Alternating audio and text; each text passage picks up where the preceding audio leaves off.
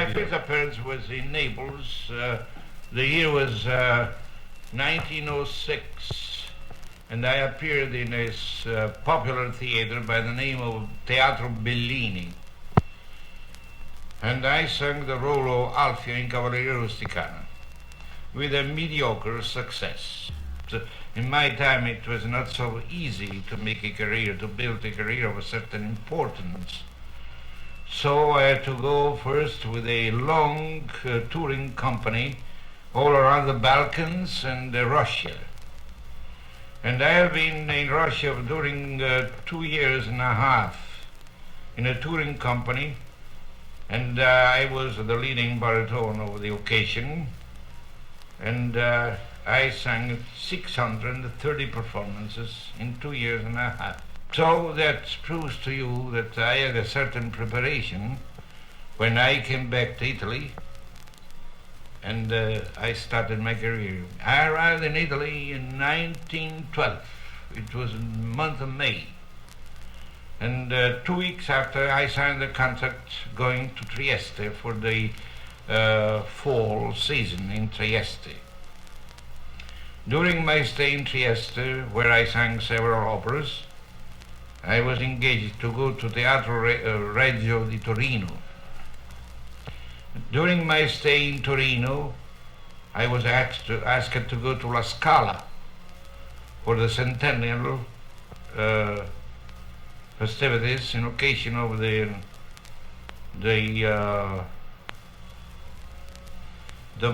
day that corresponds to the birthday of Verdi. He was born in 1813.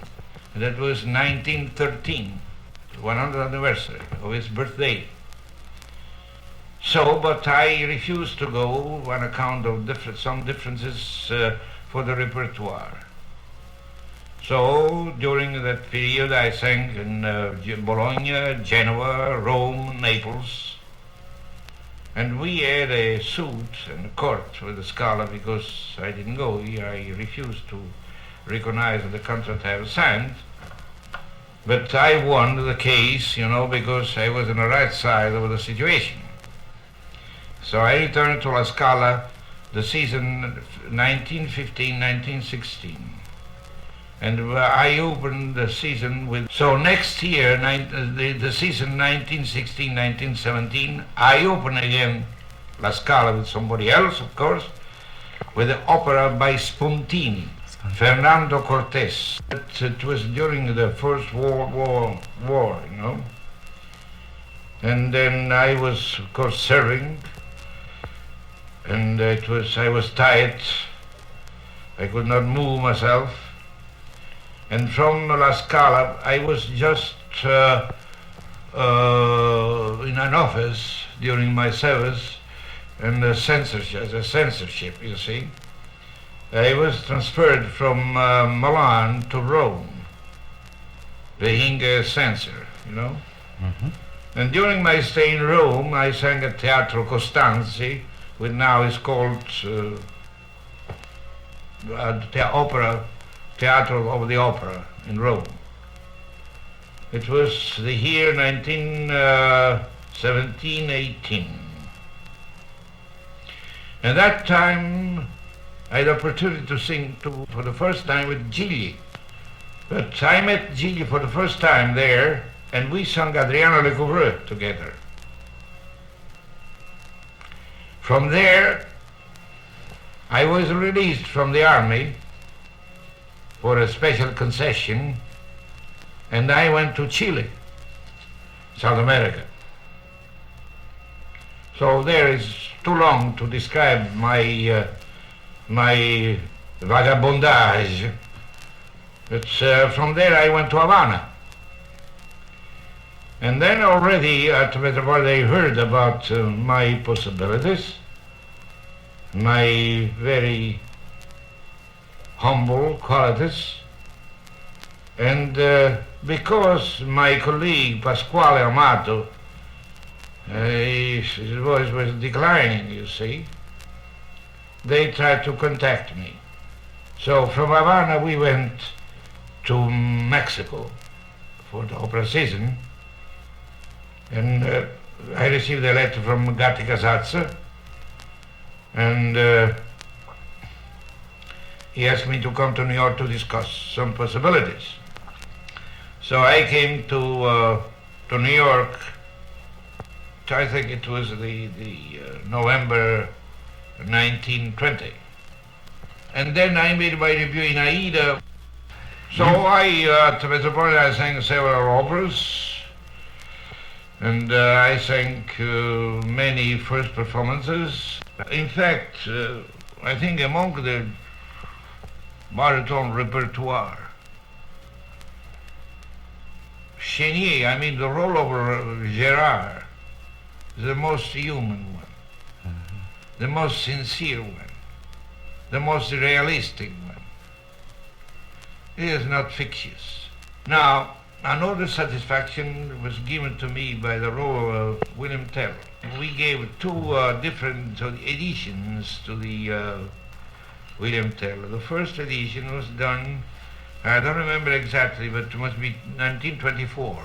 And the first edition, the conductor was Gennaro Papi. The second edition was Tullio Serafin. Not a so complicated idea about the decadence of the opera. The decadence of the opera is based upon one principle.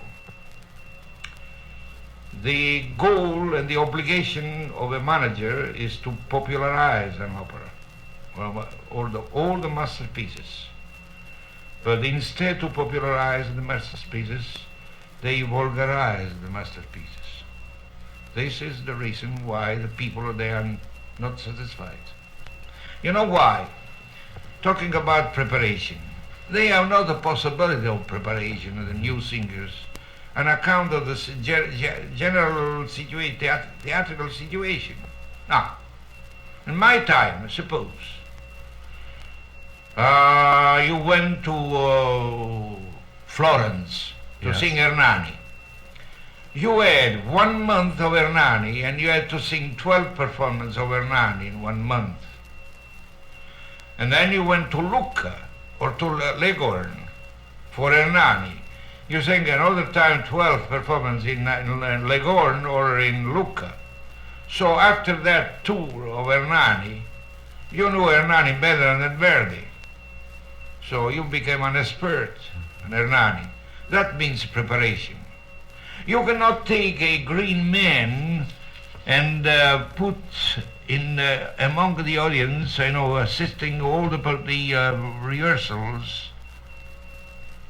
and then the night the tenor was scheduled to sing, the tenor is sick, that poor man, he has to jump on a stage and make an improvisation of the role. You think that is the way to prepare the career of a new singer,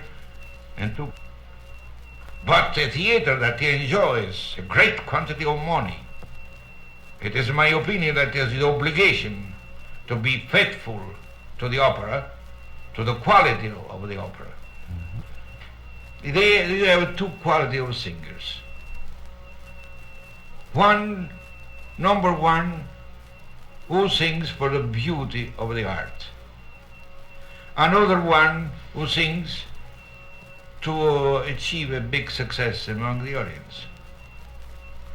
I don't know who you appreciate more, the one who is faithful to the quality of art, to the beauty of the art of music and so forth, or the other one who appeals only and common satisfaction of applauses and yells of bravo and so forth.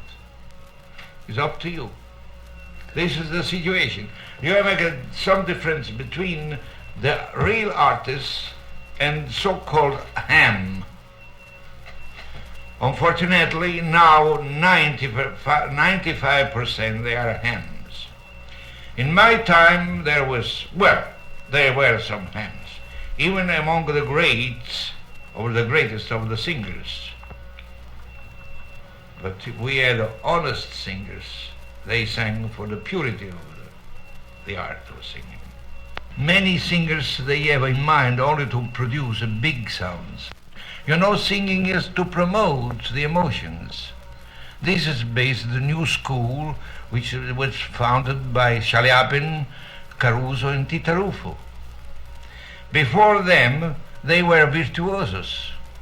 The virtuoso, they appealed to the imagination of singers, promoting admiration. Those people, they installed a new system of singing.